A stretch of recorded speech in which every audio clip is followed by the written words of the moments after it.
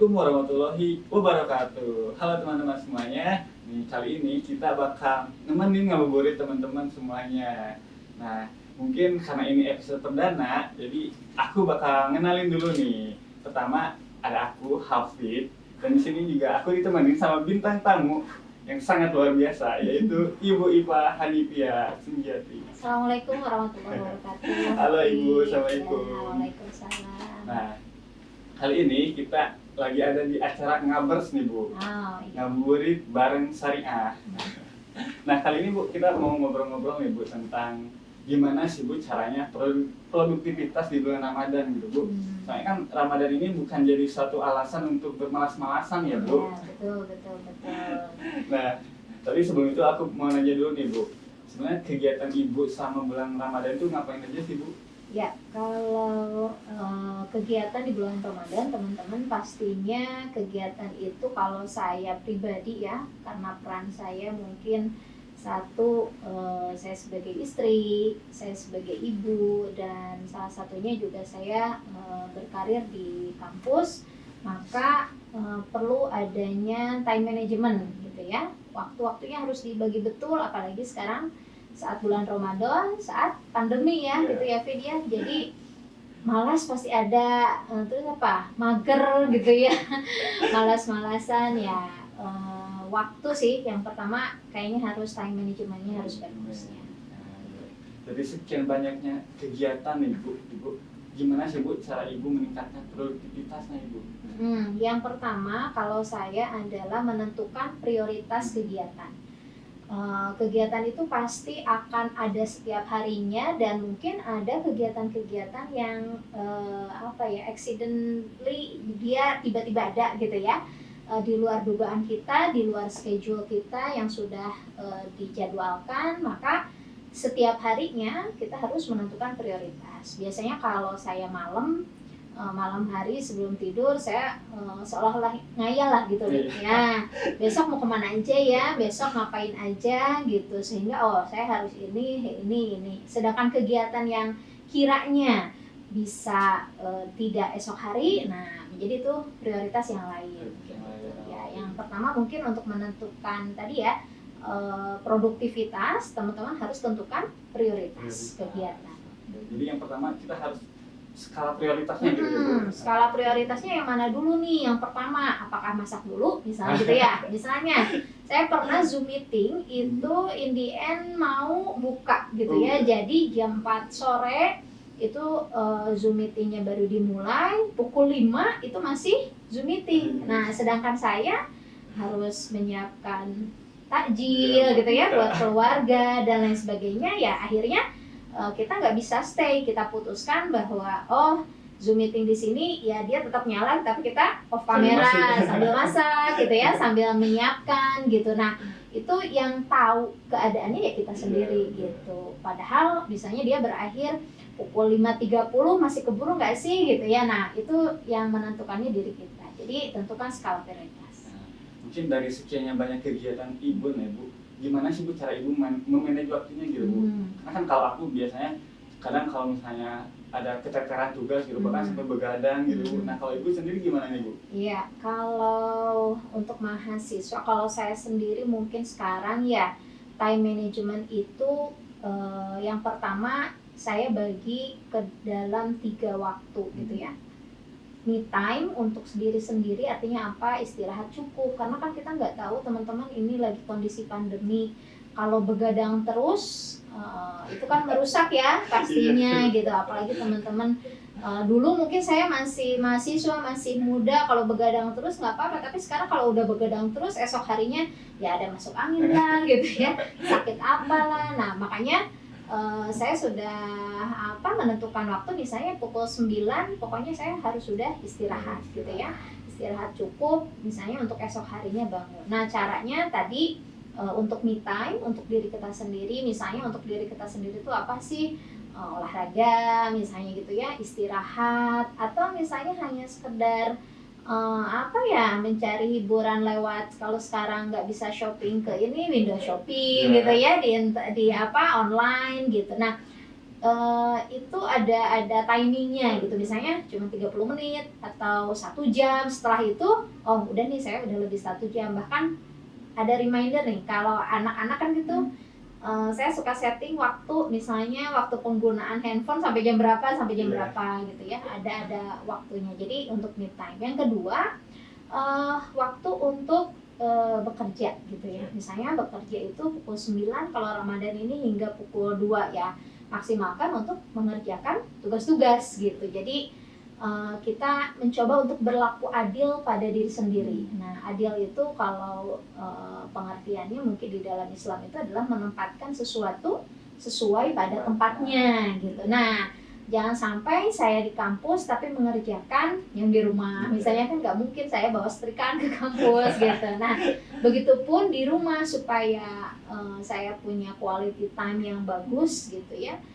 Untuk saat ini memang tidak banyak pekerjaan yang harusnya selesai di kampus saya bawa ke rumah gitu. Jadi maksimalkan betul pekerjaan-pekerjaan kampus ya di kampus.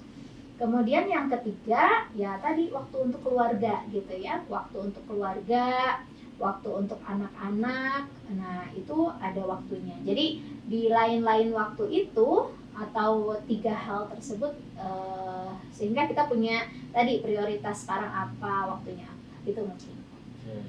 Nah, terus nih Bu, kalau Ibu sendiri gitu ya Bu, Ibu pernah ngerasain nggak sih Bu kayak mager gitu, kayak malas-malas? Karena kan kalau misalnya abis apalagi ini ya bulan puasa, misalnya abis sahur tuh kan abis sholat subuh terus tidur tuh kan, terus pas mau bangun lagi kayak aduh mager banget gitu.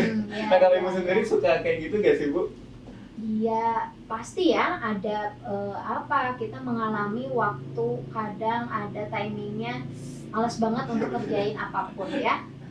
Tapi ya wajar itu kalau saya bentuk dari me time kita mungkin ya. Tapi harus tahu waktu juga, misalnya kalau hari libur nih teman-teman, Sabtu Ahad misalnya, kan itu kegiatan saya memang prioritas misalnya untuk keluarga gitu ya. Tapi di waktu lain juga misalnya harusnya bangun tidur, sahur, kemudian beres-beres dapur gitu ya. Nah setelah itu kadang ya pengennya tiduran kembali gitu ya. Nah cuman kita harus tahu porsinya untuk tadi itu mager itu berapa lama sih gitu ya, maksimalnya misalnya oh iya pokoknya sampai jam 9 kayaknya harus bangun deh, nggak bisa di kasur terus gitu ya. Nah itu mungkin yang tahu pasti diri kita gitu ya kapan, karena kalau tidak ada timingnya ya pasti kesananya malas-malasan gitu ya, nggak ada aktivitas-aktivitas yang lebih produktif mungkin yang bisa kita lakukan. Tapi kadang aku juga sih Bu produktif, tapi produktif aku tidur gitu. Wah, Saya iya. kan tidur itu ibadah gitu. Betul, lagi bulan Ramadan ini tidur aja bisa jadi berpahala ya, daripada buka. Jadi ya udah berbanyak tidur aja. Itu kayak anak saya usia 7 tahun tuh, daripada dia sakit perut katanya, saya pasti bilang udah tidur aja. Itu adalah jadi ibadah. Iya benar. Nah terus kalau cara melawan kemalasan itu sendiri gimana sih Bu? Iya, itu malas itu ya sesuatu hal yang datang tiba-tiba gitu ya. Saya termasuk orangnya yang mudian gitu. Mudian tuh kalau lagi pengen, kalau enggak. Nah biasanya orang waktu adanya malas itu adalah ketika ada kesempatan untuk tadi tuh mager gitu ya. Kemudian kita nggak ada diingatkan oleh kegiatan yang lain, atau kitanya ya udah deh pokoknya hari ini saya mau mager aja. Nah caranya sih saya yaitu bangun dari tempat asal gitu. Kalau nggak bangun dari tempat asal kita mager, nah udah aja kayaknya udah nyaman gitu ya seharian di situ, misalnya di kamar aja. Kalau udah pukul 9 pagi udah sahur, pukul 9 pagi masih main handphone gitu ya, atau nonton mungkin, saya udah bangun aja ngelihat ke sekeliling, ngelihat anak-anak misalnya. Nah kalau udah bangun seperti itu, atau mungkin mandi gitu ya, atau mungkin berwudu, yang penting badan kita fresh gitu. Nah kalau udah gitu biasanya rasa malas itu sudah kita terfokus pada kegiatan yang lain gitu. Tapi kalau udah kitanya emang mager banget, nggak mau pindah kemana-mana, ya itu bisa seharian itu. Iya bener, apalagi kalau udah di kasur ya. Iya, kalau udah di kasur, gitu. rebahan, TV ada di depan gitu ya, misalnya pinggirnya handphone, kita tinggal gini aja bisa hampir seharian gitu. Iya bener. Nah mungkin ini ya pertanyaan terakhir dari Iya. aku Ibu. Gimana sih Bu cara Ibu mengoptimalkan ibadah di bulan Ramadan ini gitu Bu? Iya. Biar Ramadan ini nggak hanya lewat begitu saja gitu Bu, ada manfaatnya Iya, gitu. betul. Karena kan Ramadan ini tuh Ramadan yang sangat spesial gitu ya Bu. Betul. Itu berbeda dengan bulan-bulan yang lainnya gitu. Betul, ya betul teman-teman. Kita kadang berdoa bahwa mudah-mudahan ketika kita bertemu dengan Ramadan tahun ini, kita bisa bertemu dengan Ramadan tahun berikutnya gitu. Karena tidak sedikit mungkin orang yang awal Ramadan tiba-tiba sudah dipanggil oleh Allah Subhanahu wa taala gitu. Nah, makanya anggap bahwa Ramadan ini adalah Ramadan terakhir gitu ya. Sehingga kualitas ibadah kita betul-betul ditingkatkan. Kalau yang saya lakukan untuk meningkatkan ibadah adalah pastinya enaknya berjamaah gitu ya. Apalagi kalau kita punya visi misi dalam keluarga, misalnya teman-teman ada ayah, ibu, kemudian adik kakak gitu ya, yang di rumah itu satu frame, satu tujuan, misalnya tadarus bareng gitu ya. Kemudian misalnya target hafalan tiap pagi misalnya murojaah gitu. Kemudian saling mengingatkan untuk apa kalau pagi-pagi sholat duha, nah sholat sunatnya juga gitu. Nah mungkin itu adalah pengingat gitu ya. Jadi kita harus punya teman-teman ya. Nggak boleh misalnya Hafid ngekos atau teman-teman yang lain di rumah ngekos nih. Harus punya teman yang bisa mengingatkan.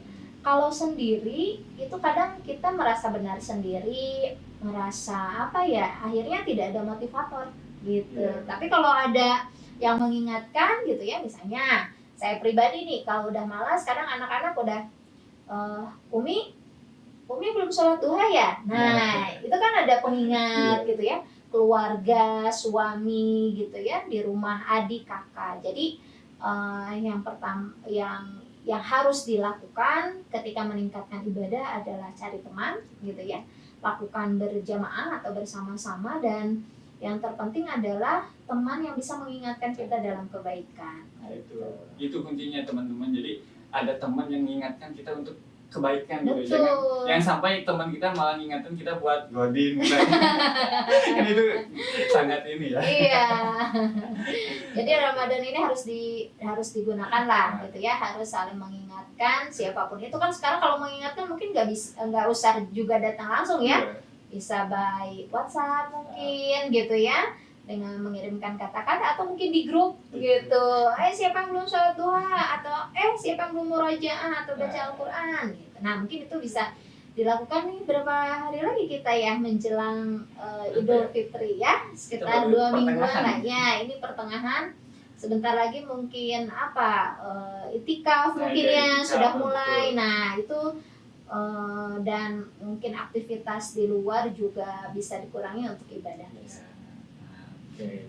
Nah mungkin itu saja teman-teman ngabuburit kita kali ini. Nah mungkin Ibu ada closing statement nggak sih Bu buat teman-teman di sana? Oke. Dari saya buat teman-teman yang ada di rumah, pergunakan atau lakukanlah hal yang terbaik pada bulan Ramadan ini, seolah-olah Anda tidak akan menemui Ramadan di tahun berikutnya gitu, sehingga Anda akan melakukan kegiatan-kegiatan yang produktif gitu ya. Bukan hanya ibadah, mungkin belajar pun produktif, mengerjakan tugas produktif, berorganisasi juga produktif. Jadi lakukan hal yang bermanfaat bagi orang lain. Terima kasih. Oke, nah mungkin itu aja kali ya teman-teman. Mungkin kalau misal next ada pembahasan yang menarik, boleh nih teman-teman komen di bawah, atau teman-teman bisa DM di Instagram BEM Fakultas Syariah. Nah, dan jangan lupa untuk follow akun media sosial BEM kita dan juga BEM Fakultas ya Bu. Ya, follow di Fakultas Syariah Unisba. Kalau di fakultas ada apa aja sih Bu sosmednya?